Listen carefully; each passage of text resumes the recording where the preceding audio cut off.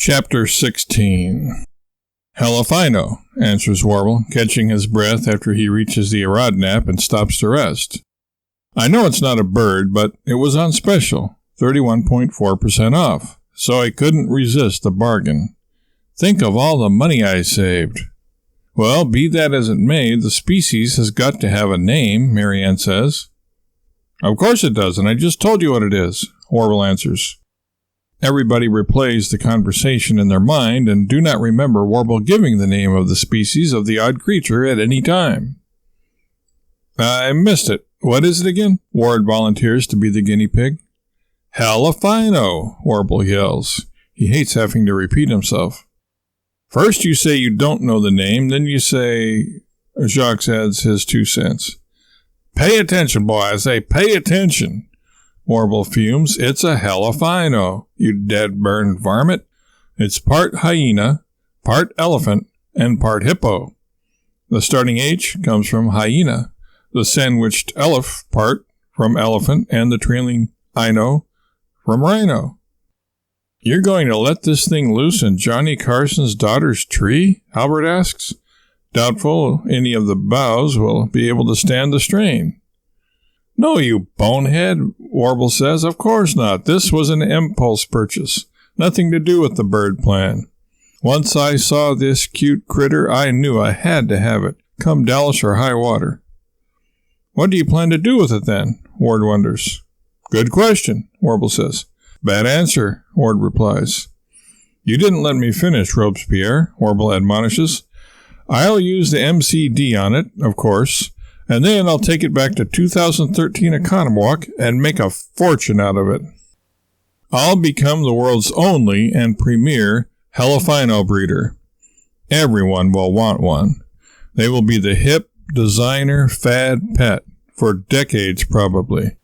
Why would somebody want one of those monstrosities? Marianne asks, looking at the creature in the cage with a disgusted look on her face. You see, Marianne, Warble points out, that's why you're just a lowly security expert, while I'm the brains behind this outfit. It's obvious, if you have half a brain, that this is the best animal the wonder drug thalidomide and the miracle branch of science known as eugenics has ever produced. This critter is bound to be good-natured, because hyenas are always laughing, have a superb memory, since elephants never forget, and a good sense of balance, inherited from its rhino genes.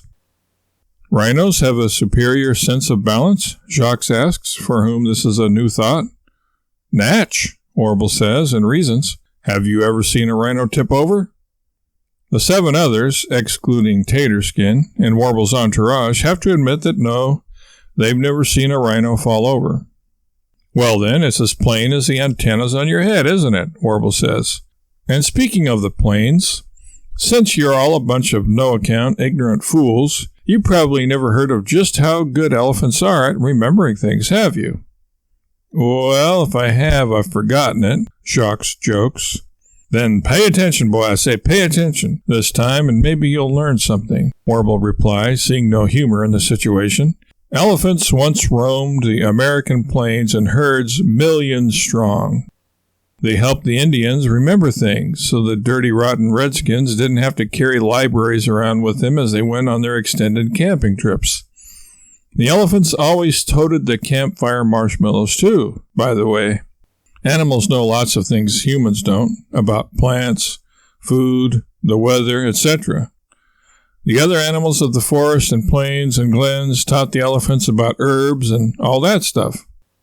The elephants, in turn, paid it forward and reminded the Indians about all the things that they needed to know at the proper time. When to come in out of the rain, when to raid a wagon train full of innocent civilians, and so forth.